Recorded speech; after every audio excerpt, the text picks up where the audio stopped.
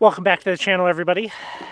We're definitely finding Thundereggs in this video because back behind us here is the Canyon Rim Thunderegg bed out here at the Polka Dot Agate Mine. Now this is a place that we have been to before. I had pretty good luck and I definitely saw enough to where I wanted to come back, and well, we're back. Yeah, it took like a year, but we're back. This is in Central Oregon and it's a beautiful September morning.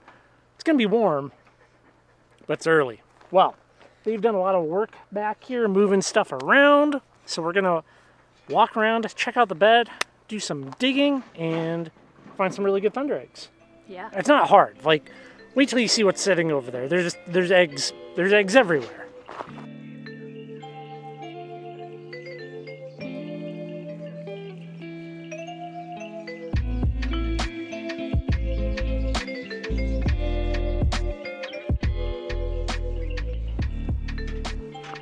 This is the current state of the dig.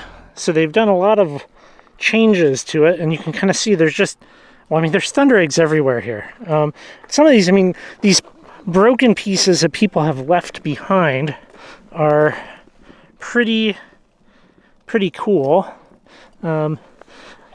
Last time, yeah, look at, like,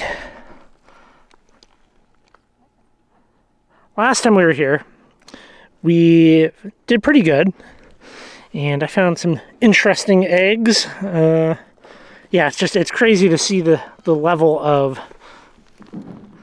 kind of discards. A lot of people want holes and different tube structures and things like that. Like, yeah, very cool stuff here. Very cool. Little tubes in there. All throughout here we have this strip of perlite, and underneath it, kind of more in this clay layers in here, you'll start to get Thundereggs poking out. There's some cool opal in here as well, some different lemonites, barite, and I'd like to get some of that because now I have a nice shortwave UV light. So that would be fun to have that. Ideally, I would get a couple of nice tube structure pieces. You can get Thundereggs here that are filled with these. And I might collect some little thumbnail pieces as well. Just like that.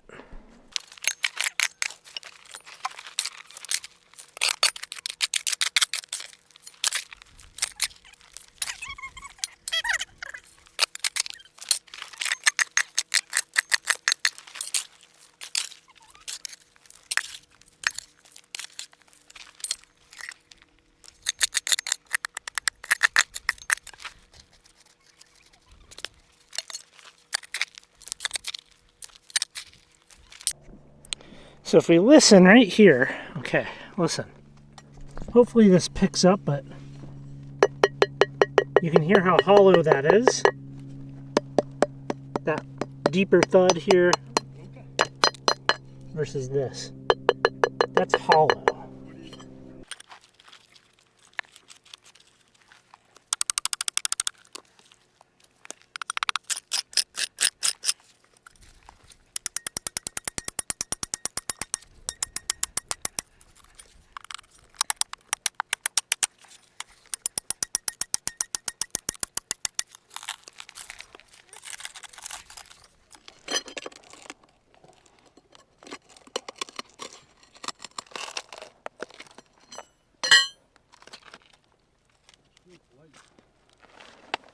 It's not complete.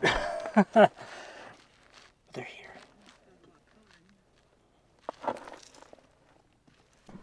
I'm trying to get this out, but it's being really stubborn.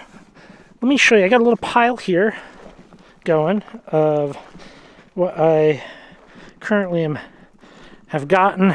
That's pretty neat, isn't it? But you know what else is really neat? Watching this content ad-free and 2 days early. You can do so by joining over on Patreon. There's a link down below to the Patreon account, and all the awesome folks over there support this work so that I can continue to make it happen. These are all holes. These are obviously a gamble here. They're on the small side, but they're also very heavy. Now, last time I was here, I did pretty good with some of these smaller ones, so I'm going to get some of the smaller ones. These should be good, though. That's a nice size. So you can see how it was attached and broke it off.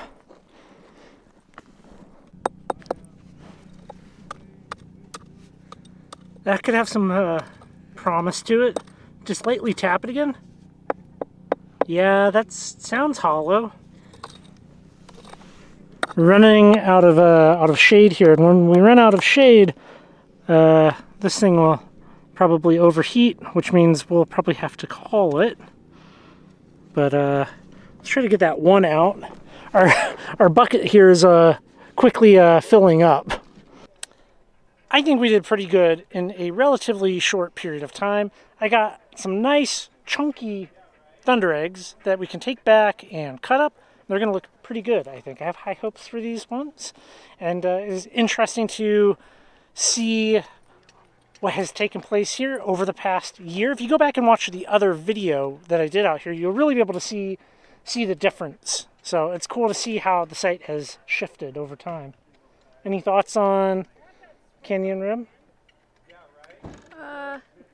I like that there's a lot of discards. You can just look at them and you know you're in the right place.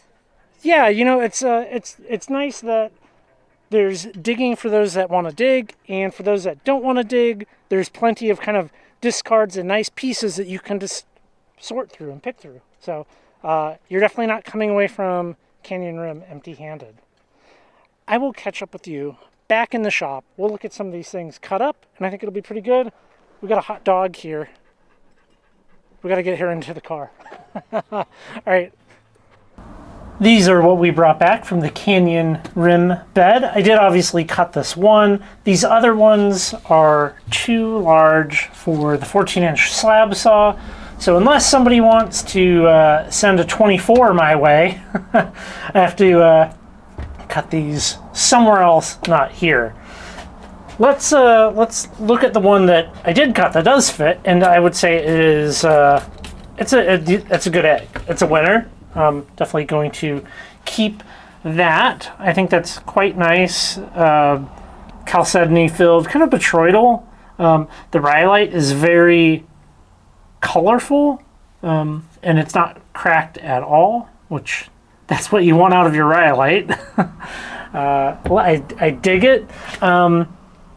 This one I ripped in half with my bare hands. I brute forced it.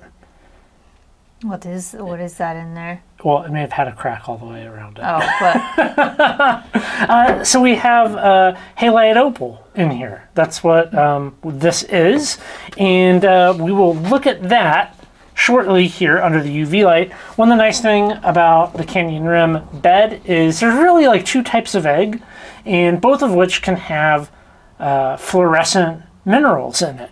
So right here, let's move these guys aside for just a second. We have this one, which is very much so a rhyolite egg. I mean, it's brown. It's kind of got that bubbly bits to it. Or even on the one that we cut, you can kind of really see like very, very bubbly.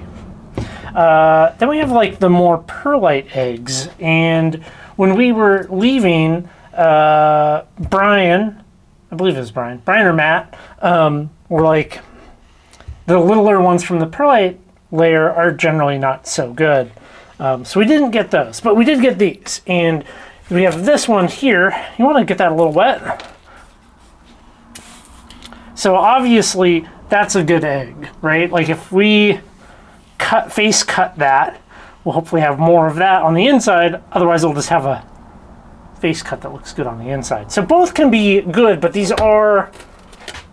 are larger eggs, which, you know, that's good and bad. I mean, I like large eggs, but I don't have a large saw yet. What did you think of Canyon Rim? You can talk while I turn the lights off. It's good. Sometimes it's nice to go to a feed dig where things are guaranteed, and you know, sometimes when we're not finding what we expect, it's good to go to a sure thing, get some stuff you know is going to be good. Somebody who knows what they're looking at it is like, yes, this is good, this isn't good. Yeah, they're very helpful there. They're very nice guys, very helpful. Told us where to dig, they told us what to bring home. And it wasn't like they were doing that for just us. I saw Brian walk around multiple times and help people out, which is very cool. So we'll just start with the little 365 nanometer light. And you get like kind of this white in there, you know, nothing too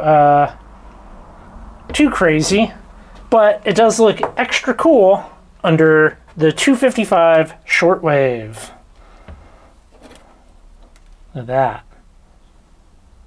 Very cool.